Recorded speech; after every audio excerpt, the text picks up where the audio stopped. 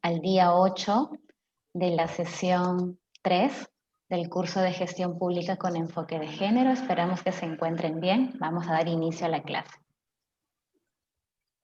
Muchas gracias, Shirley. Muchas gracias, Denise. Muchas gracias a todos y todas quienes están presentes en este momento.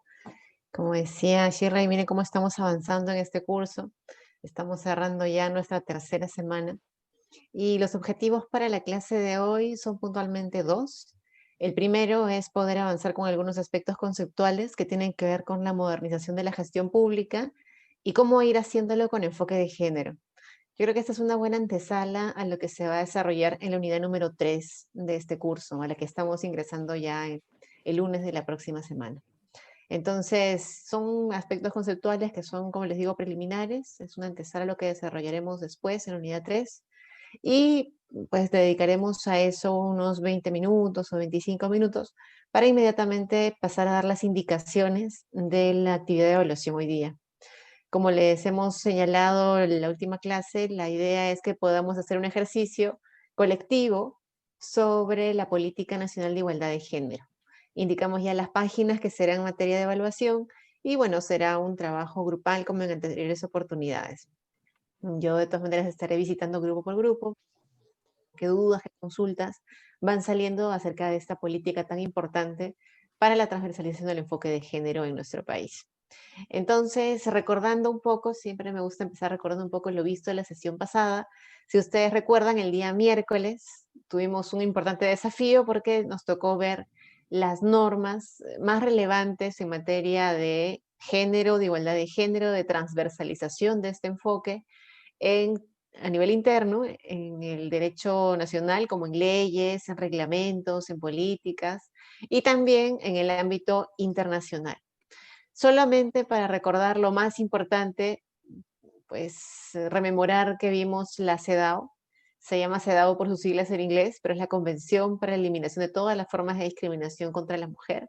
Es un tratado en materia de derechos humanos y en esa medida está ubicado en la cúspide del ordenamiento jurídico. Eso quiere decir que va a condicionar la validez de todas las demás normas y que tenemos que respetarla. Ninguna norma legal, ninguna norma reglamentaria pueden oponerse a lo que se ha establecido a nivel constitucional. Y estos tratados se incorporan a ese rango en nuestro país. Su nivel entonces es bastante alto y pues todos los operadores jurídicos, todas las personas que trabajan en el Estado y también los particulares estamos llamados a respetar esta norma. El tratado es la CEDAW, la Convención para la Eliminación de todas las formas de discriminación contra la mujer. Además de este tratado existen otros instrumentos, ya les comenté yo que, por ejemplo, la declaración de Beijing, los compromisos asumidos en Beijing tienen que ver justamente con el enfoque de género en el desarrollo, el enfoque GED que hemos estado trabajando. También hemos visto una serie de protocolos o convenciones que tienen que ver, por ejemplo, con los mecanismos. Montevideo es uno de ellos. Y los mecanismos para transversalizar el enfoque de género también responden a compromisos, declaraciones asumidas en el ámbito internacional.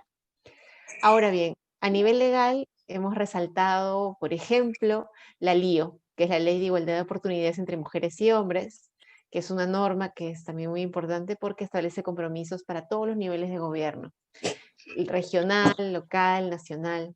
A nivel de violencia, la ley que establece la prevención, sanción y eliminación de todas las formas de discriminación contra las mujeres y los integrantes del grupo familiar, también vigente en nuestro país del año 2015.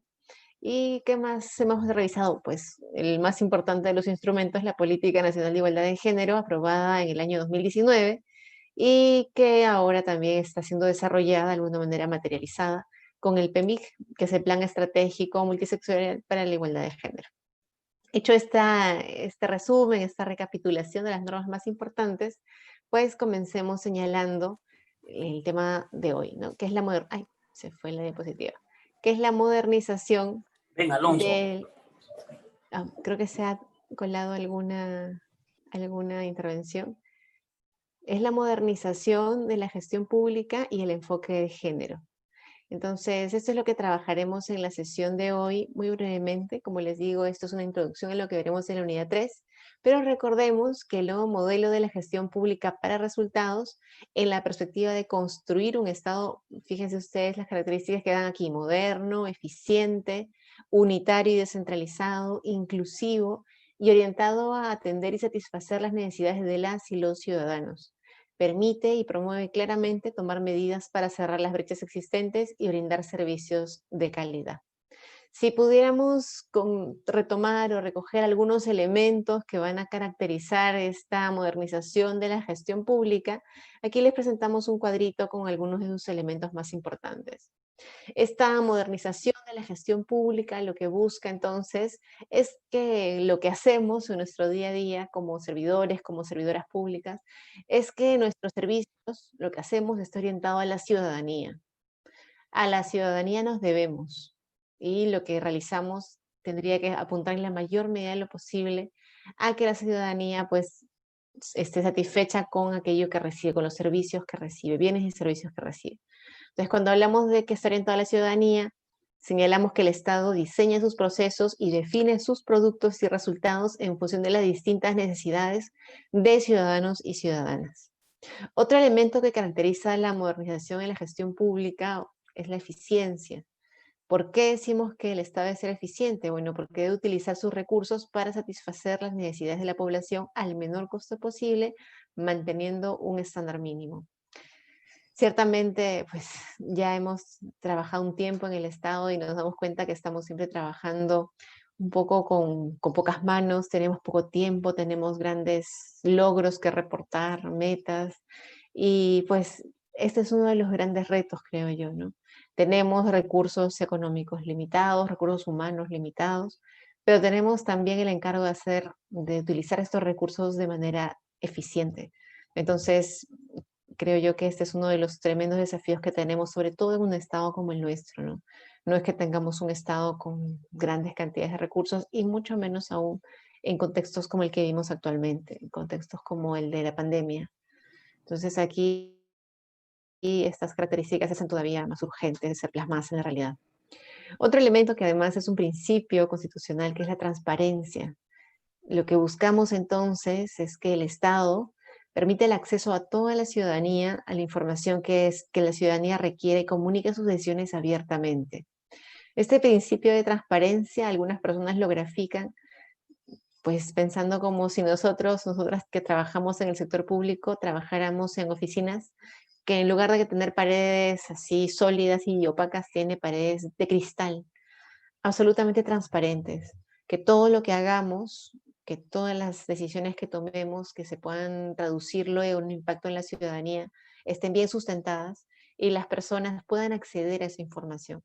Hay un derecho que es el derecho de acceso a la información pública, un principio que es el de transparencia, de máxima transparencia, y el Estado debe encontrar los mecanismos para que aquella información que genere, aquella información que va a ayudarla a tomar decisiones, pues esté a disposición de la ciudadanía.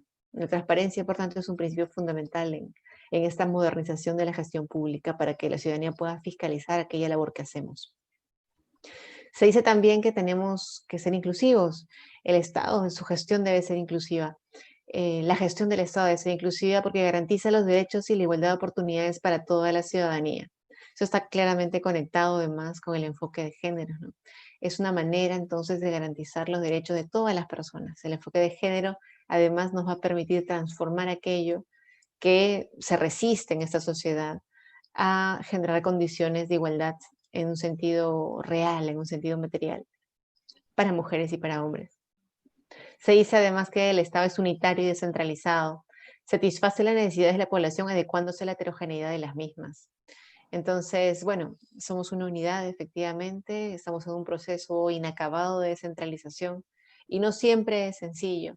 Nuevamente, un contexto como el que vivimos ha demostrado que la descentralización todavía sigue siendo un reto, que no siempre se está en las condiciones de brindar a la ciudadanía pues, el servicio que requiere en el momento en el que se requiere sin el apoyo del gobierno central. Entonces, es un proceso, insisto, inacabado, pero es importante seguir en marcha con el proceso de descentralización.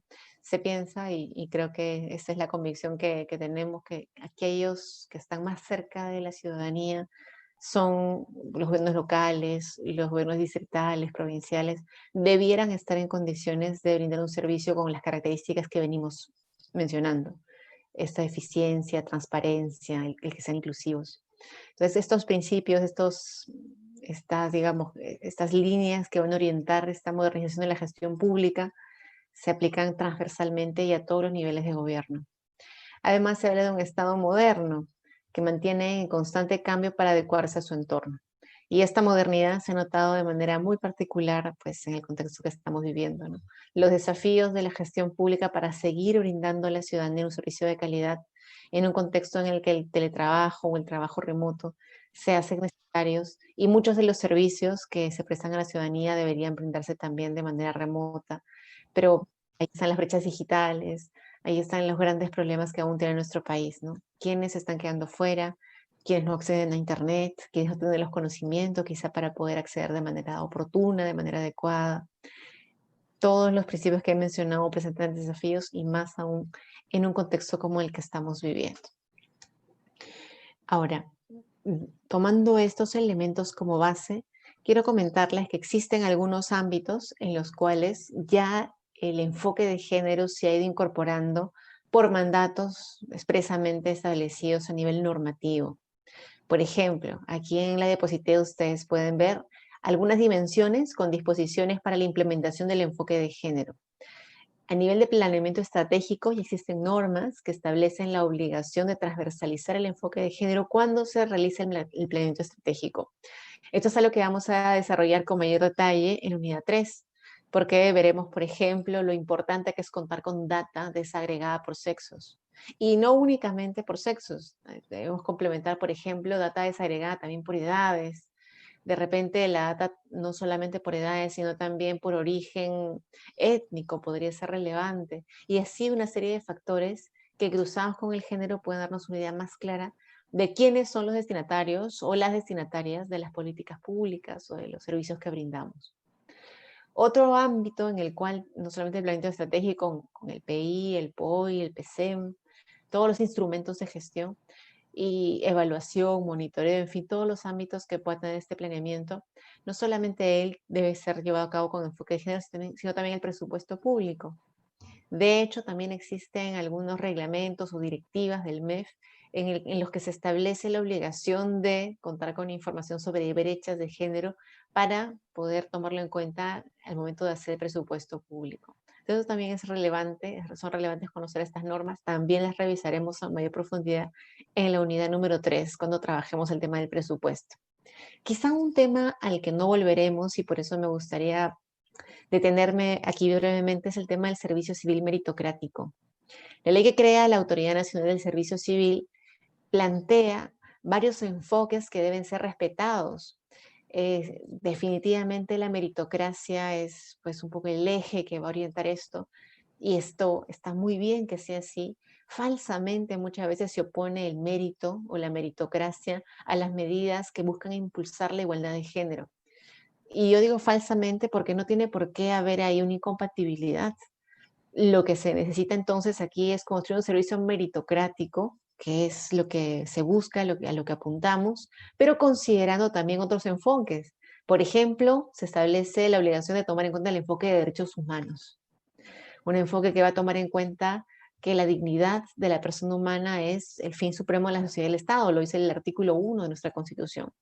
Otro elemento que va a tocar, además del enfoque de derechos humanos, que además los derechos humanos están interrelacionados, son indivisibles y tienen una gran gama de protección en el ámbito nacional e internacional, también el enfoque de interculturalidad debe ser tomado en cuenta.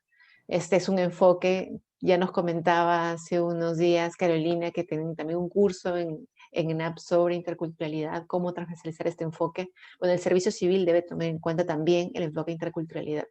Y el enfoque de género, eso está expresamente enunciado.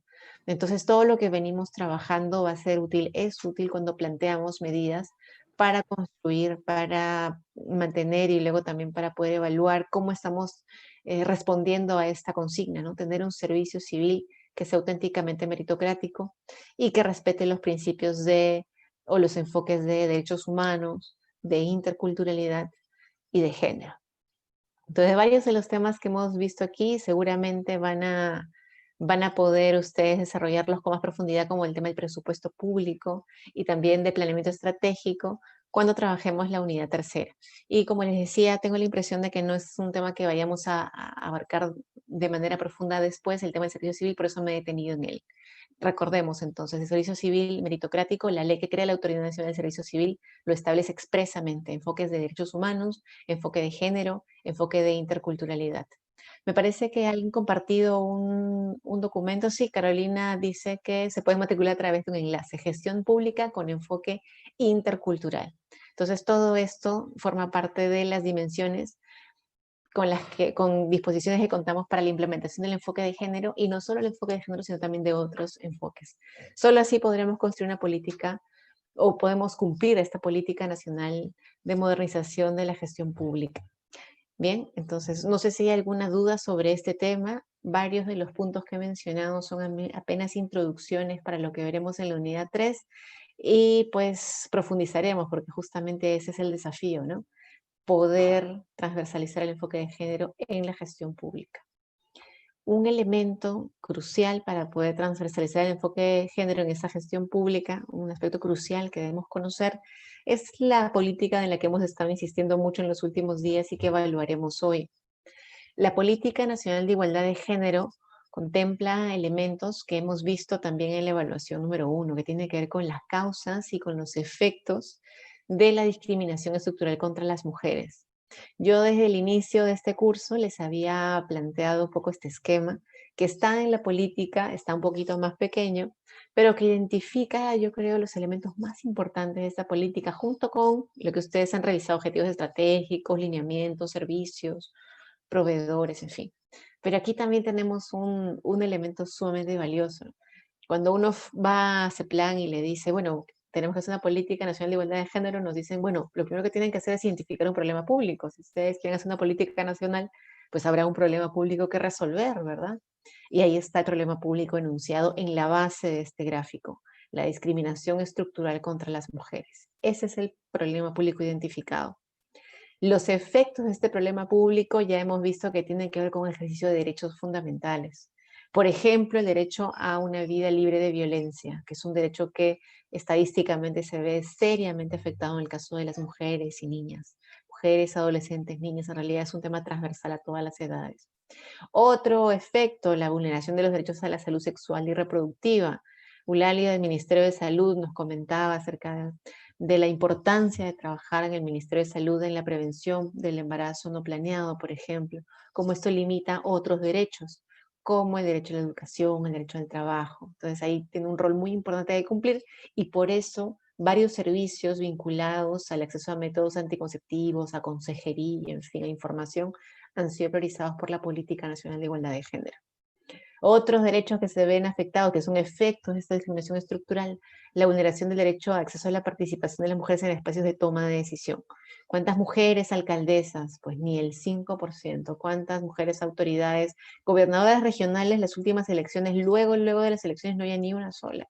¿Cuántas mujeres en política? Entonces ahí también tenemos un reto que cumplir. Vulneración de derechos económicos y sociales. Ya veíamos la participación de las mujeres en puestos de trabajo que muchas veces están sesgados desde un punto de vista del género. Hay algunos roles, espacios, atributos que le han sido asignados a las mujeres y pueden relegarlas a puestos de trabajo con menos remuneraciones y limitar su acceso a los puestos más altos de toma de poder. Esto con relación a los efectos. Podríamos trabajar únicamente con los efectos, ¿no? Podríamos buscar garantizar que cuando haya una, pues, no sé, una agresión sexual o un feminicidio, se sancione ejemplarmente a los agresores, o podríamos trabajar para, pues, buscar que se provean métodos anticonceptivos modernos, pensando en el bloque número 2 de salud sexual y reproductiva. Podríamos, por ejemplo, hacer que más mujeres participen en política con una medida como la paridad con alternancia, o podríamos buscar que se titulen las tierras de las mujeres. Ayer lo veíamos, perdón, anteayer lo veíamos con el Ministerio de Agricultura, que es una medida que está en la Política Nacional de Igualdad de Género. Pero si solo trabajamos con los efectos de la discriminación, va a tomarnos mucho tiempo, si acaso lo conseguimos, hacer frente a esta discriminación estructural. Tenemos que tener en cuenta también las causas de este problema público. Por eso este cuadro está incompleto. Está completo cuando tenemos también en cuenta no solamente los efectos de esta discriminación estructural, sino aquellos elementos que lo generan. Y esa es una reflexión en la que hemos profundizado al hablar del capítulo 1 de este curso, de estas normas y cultura institucional que refuerzan la situación de inferioridad o subordinación de las mujeres, la asignación desigual de roles productivos a los hombres y reproductivos a las mujeres, la división sexual del trabajo de la que hablábamos, patrones socioculturales discriminatorios que privilegian lo masculino sobre lo femenino. Aquí están las causas más profundas de la discriminación. Entonces, no solamente debemos trabajar en los efectos, que está bien que los trabajemos, la política trabaja también con los efectos de la discriminación, pero hay algunos objetivos prioritarios, sobre todo el 5 y el 6 de la política, que están bastante enfocados en desmontar esta cultura que ha relegado a las mujeres a espacios en los cuales o no toma decisiones o tiene bajo acceso a derechos económicos, sociales, culturales, estos prejuicios, estereotipos muchas veces inconscientes que van a ser los cimientos de esta discriminación estructural. Estereotipos que de manera no necesariamente voluntaria se transmiten de generación en generación, que están presentes en los medios de comunicación. Ustedes encontraron noticias, encontraron publicidad muy interesante que reproduce estos estereotipos y que ya podemos ver con un ojo más crítico ahora, porque esto cimenta nuevamente, pone las bases, los cimientos de esta discriminación estructural. Esto con relación entonces a la Política Nacional de Igualdad de Género, que ustedes seguramente ahora van a profundizar un poquito más en la actividad de evaluación. Quiero saber más o menos cómo vamos de tiempo, son las 5:22. No sé si sobre lo anterior hay alguna pregunta, porque ya con esto pasaríamos a dar la indicación en los minutos que quedan antes de que nos lleguen las 5:30 para la actividad de evaluación que tenemos hoy día. No sé si ha quedado algún tema pendiente, si hay algún elemento que les gustaría reforzar más. Acuérdense que la evaluación está vinculada con esto último que hemos revisado, que es la Política Nacional de Igualdad de Género. Causas y efectos, que es algo de lo que ya hemos conversado bastante en las últimas sesiones, y la sesión del miércoles también les mostré un poco cómo se organiza la política, con sus 6 objetivos prioritarios, sus lineamientos, sus servicios, y también cómo tiene proveedores, organismos que son los directamente responsables de proveer el servicio a la ciudadanía. Sin perjuicio de ello, todas las entidades del sector público tienen que transversalizar el enfoque de género y adoptar una serie de medidas, por ejemplo, prevenir los hostigamientos sexuales, o sea, algo transversal a todas las entidades, derrumbar estereotipos, eso también es algo transversal a todas las entidades y están previstos en la Política Nacional de Igualdad de Género, aunque los proveedores, o sea, los directamente responsables, por ejemplo, en temas de capacitaciones, hemos visto que es ENAP quien va a brindar estas asistencias técnicas. Bueno, en este caso son capacitaciones, cursos, para que sepamos cómo transversalizar el enfoque de género. El Ministerio de la Mujer también va a capacitar a los mecanismos, les va a brindar asistencia técnica. Cuando hablamos, por ejemplo, de medios de comunicación, el Ministerio de Mujer también tiene cartas en el asunto para desmontar estereotipos a través de los medios de comunicación. Entonces, es una gran cantidad de servicios, son una gran cantidad de servicios, son 42 en total los que se han priorizado y esperemos que al 2030 pues generen un impacto importante para desmontar esta discriminación estructural que hemos identificado como el problema público presente en nuestra sociedad. Bueno, dicho esto, entonces, me gustaría pasar a dar las indicaciones. Hay una indicación previa que tiene que ver con un control de lectura que tienen ustedes 2 fines de semana para realizar. El tiempo para resolver este control de lectura dentro de esos 2 fines de semana es de 30 minutos. Ustedes tienen una guía de lectura, orientaciones para el trabajo, y lo que quisiera decir sobre este control de lectura es que cada participante va a leer de forma individual el documento mencionado. Está en sus materiales del curso, disponible para ustedes en el aula virtual y es una lectura bastante breve. Yo creo que no llega ni siquiera a las 15 páginas, son 13 o 14 páginas. Y esas preguntas pueden ayudar como guía. ¿Hay similitud con respecto a la problemática sobre enfoque de género entre los países participantes en el estudio del Perú? Y la segunda pregunta, ¿por qué es importante el compromiso de todos los sectores, tanto públicos como privados y la sociedad civil, para abordar el problema de la desigualdad de género? Esas son un poco las 2 preguntas orientadoras, pero ya ustedes completarán el cuestionario de manera individual a través del aula virtual. Insisto, son 2 fines de semana que ustedes tienen para completar esta actividad. La evaluación dura 30 minutos y es un texto relativamente breve. Ya les digo, no llega ni siquiera a las 15 páginas. Ahora sí, con los últimos 5 minutos que tenemos, porque me gustaría darles a ustedes 45 minutos para que puedan desarrollar esta actividad, me gustaría poder comentarles, ¿no?, cuáles son las indicaciones para esta evaluación, que es su segunda evaluación. Dice, vuelva a leer los documentos enviados, identifique los objetivos prioritarios, elementos y servicios brindados. Ten en cuenta las partes priorizadas indicadas. Ok. En equipos, los equipos van a ser designados. Aquí ya tenemos a Shirley y Denis, que han organizado los equipos. ¿Puede En función levantar de la las voz, por entidades. favor? Se fue un Uy, poco el Se tono. bajó un poquito el volumen. sí, Gracias. ya, gracias por avisarme. Si baja el tono, por favor, avisarme siempre para poder subir. Entonces, ¿cuáles son las preguntas que van a resolver? Son las siguientes. La primera es, ¿qué objetivos prioritarios y lineamientos están directamente relacionados con sus entidades? Seleccione como mínimo 3 de cada uno. Esa es la primera pregunta. 2, ¿qué causas del problema público que atiende la política buscan superar los objetivos prioritarios y lineamientos seleccionados? Esa es la pregunta número 2. 3, señale 3 logros de su institución respecto de la eliminación de la desigualdad de género. Sustente su respuesta. Y 4, señale 2 factores que han facilitado y 2 que han limitado la implementación de la Política Nacional de Igualdad de Género en sus entidades. Ahora mismo les voy a pasarle la rúbrica.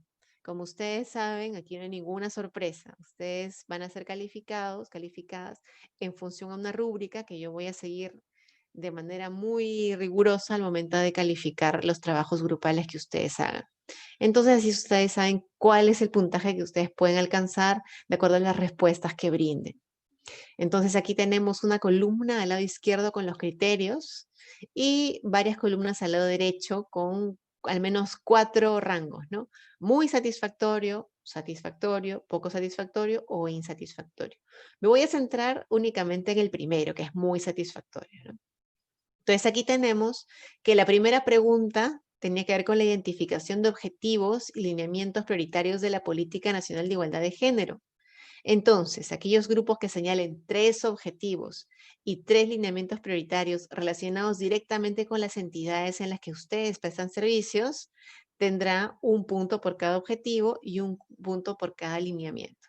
Si utilizan, o sea, si ustedes identifican 3 objetivos y 3 lineamientos, tendrán los 6 puntos. Si identifican solo 2 y 2, 4 puntos. Si identifican solo 1 y 1, 2 puntos. Y si no señalan ni objetivos ni lineamientos, tendrán 0 puntos. Entonces, mi sugerencia es siempre que puedan realizar esa actividad con la rúbrica a la mano.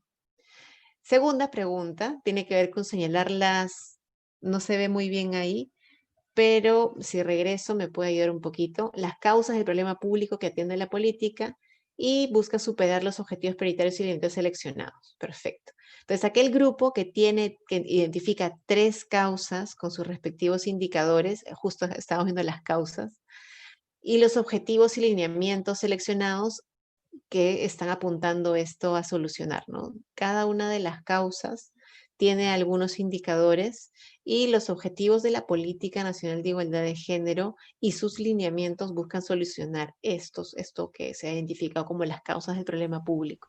Si Perdón, logran ustedes, sí, Eulalia, perdón que interrumpa nuevamente, pero me dime. emocionan las tareas. Estas causas pueden estar en función a los objetivos y lineamientos que consideré primero.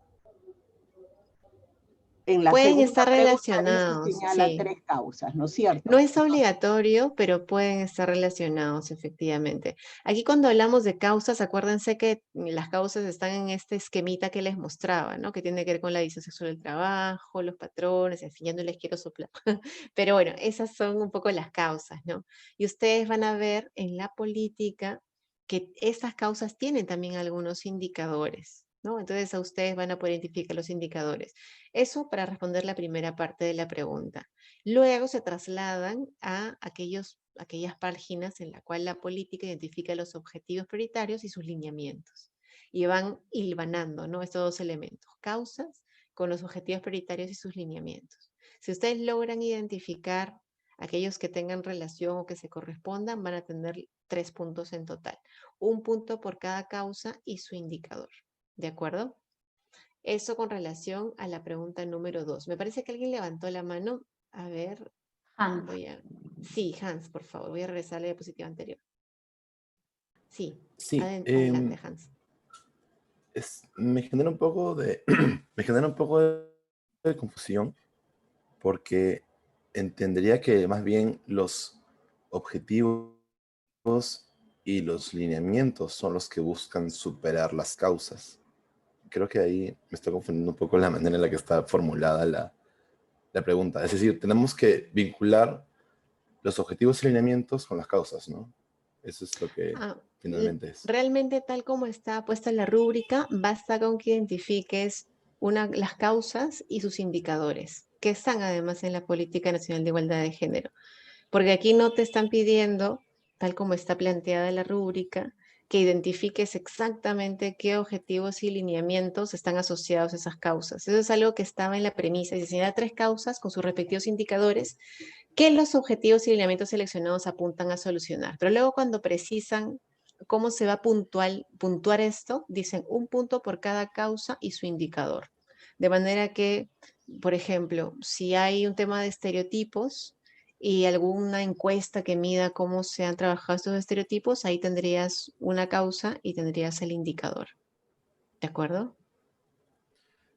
No sé si con esto Y queda más los claro. indicadores, y respecto a los indicadores, nos estamos refiriendo a los indicadores de las causas que aparecen en el diagnóstico, porque también hay indicadores para los objetivos prioritarios. Sí, también hay indicadores para los objetivos prioritarios, pero tal como está planteada esta pregunta, están pensando en los indicadores que aparecen con las causas de la discriminación estructural. Habrá, por ejemplo, algún indicador que me permita a mí decir, hay una división sexual del trabajo.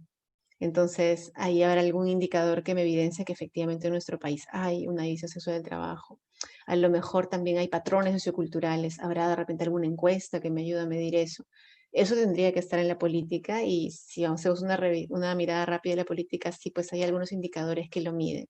Tal como está planteada la rúbrica, solo se tiene que identificar la causa y los indicadores que permiten medirla. ¿De acuerdo? Entonces, si hay división sexual de trabajo, seguramente habrá algún porcentaje que me diga que hay más mujeres en roles reproductivos, en labores de cuidado, que hombres, ¿no? O al revés, de repente hay algún indicador que mida la participación política de las mujeres y sea muy bajita en comparación de los hombres, que es mucho más abultada. Entonces, ahí, dentro de la política, las causas de la discriminación estructural y los respectivos indicadores. No hace falta entonces asociarlos con los objetivos y lineamientos porque no lo han puesto así en la rúbrica. Eso lo haría todavía mucho más complejo. Pero esta es una pregunta que tiene un puntaje bastante pequeño, ¿no? Son solo 3 puntos. Entonces es un poco menos ambicioso lo que te plantea aquí la rúbrica. ¿De acuerdo? Gracias. Liliana, Adelante. disculpa, soy Marcela. Hola, Marcela. ¿Qué tal? Esos indicadores los tengo que sacar de los cuadros que están en el plan, ¿no? ¿O los tengo yo que pensar libremente? No, todo esto está en la política. La política para sustentar, sí. Okay. Todo eso está en la política para poder decir que efectivamente aquí han habido dificultades vinculadas a los estereotipos, a los patrones socioculturales, a la división sexual del trabajo, ha aportado un diagnóstico. Entonces esos porcentajes están en la política. No hace falta irse a ningún documento externo a la política. Todo está en la política. Gracias por la pregunta, ¿no? Porque si no podría ser esto mucho más complejo. Y fíjense que es la pregunta que tiene puntaje más reducido, porque es solo cuestión de identificar dónde en la política se han puesto estos indicadores. Una vez que lo identifiquen en la política, lo trasladan a su hoja de respuestas y ya está. 3 puntos en esta pregunta. Avanzo entonces. Luego, aquí tenemos una pregunta que tiene que ver con los logros de su entidad respecto a la eliminación de la desigualdad de género. Fíjense aquí, bueno, aquí no es más bien ponerse a pensar, ¿no? En qué hemos podido identificar logros ahí donde yo trabajo. Señala 3 logros de su entidad respecto a la eliminación de las desigualdades de género y sustenta, eso es indispensable, sustenta su respuesta. ¿Por qué consideran ustedes que hay un logro ahí? Porque de repente no estamos realmente ante un logro. Y es un punto por cada logro sustentado. Finalmente, la pregunta 4, que es una de las que más puntaje tiene, fíjense ahí, son hasta 8 puntos, factores que han facilitado o dificultado la implementación de la Política Nacional de Igualdad de Género en su entidad. Esta es una de las preguntas con más peso porque demuestra el conocimiento de la política y cómo la relacionan ustedes con su realidad. Nos va a permitir también a nosotras y a nosotros conocer cómo están funcionando las entidades a nivel de implementación de la política. Entonces, si ustedes señalan 2 factores que han facilitado y 2 factores que han dificultado la implementación de la política en su sector o en su entidad y sustentan cada respuesta por cada factor, entonces tendrán la calificación completa. Para mayor precisión, 1 punto por cada factor que haya facilitado o dificultado, y bueno, son 4 en total. 1 punto por cada sustentación, son 4 en total, porque ya acuérdense que son 2 que han facilitado, 2 que han dificultado, ¿no? Son 4 en total. Entonces, por un lado vamos a calificar los factores, 2 positivos, 2 negativos, y por otro lado vamos a calificar las sustentaciones. ¿De acuerdo? Entonces ahí suman 8 puntos. Entonces vamos a ver si estamos 8, 9, 10, 11, 12, 13, 14. Sí, suma 20. Listo. No sé si hay alguna pregunta adicional sobre este tema. Todas las respuestas están, digamos, todas las respuestas que tienen que ver con indicadores, objetivos, en fin, están en la política. Las respuestas que no están en la política son estas que tienen que ver con los logros, con las dificultades, con lo que se ha facilitado en cada entidad. Eso sí, responde al conocimiento de sus propios sectores. Me pide la palabra José Manuel Panto, por favor. Sí, una consulta.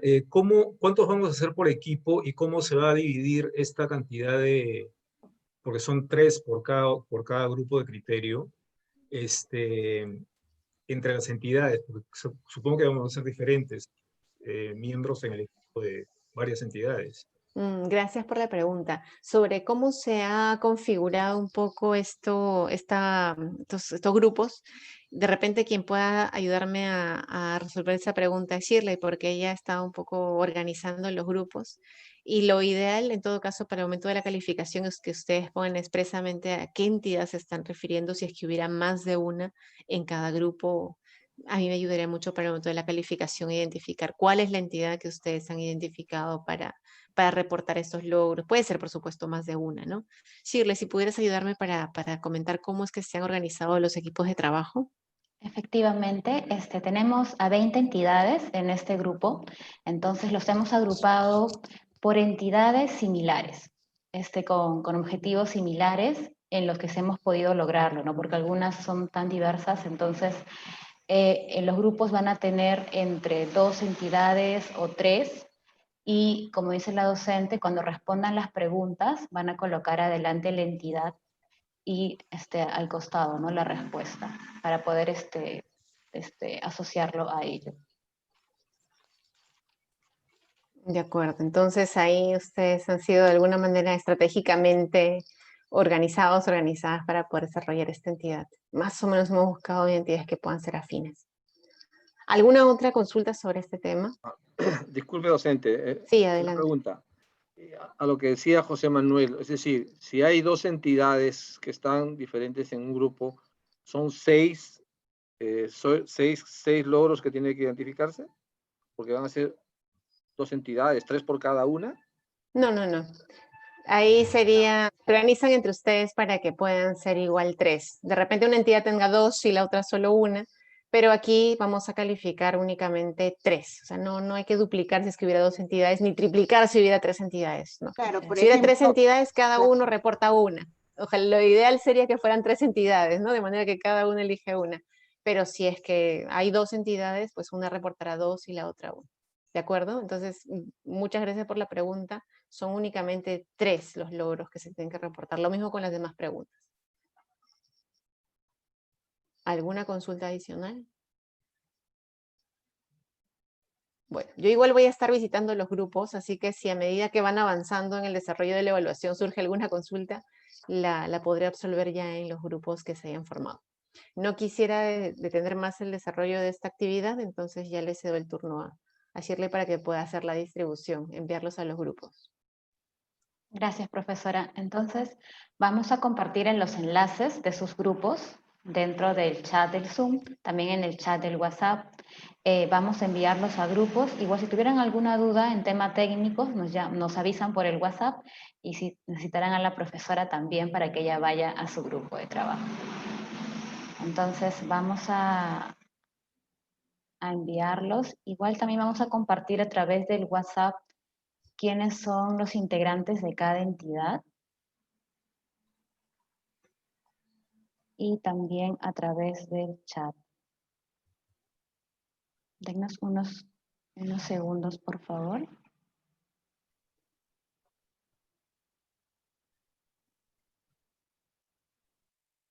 Nuestro grupo. Nos hemos excedido de tiempo. Shirley, solo nos faltó ingresarlo, subirlo a la... Sí, en verdad solamente subirlo. Exacto. Para no perder comunicación con el grupo. Ya. 3 minutos, ¿les parece? Perfecto. Ya, 5 minutos, 6:57, regresamos. ¿Ya? Y queríamos que nos ayudara Shirley, por favor. Sí, voy para allá, voy para el grupo 4.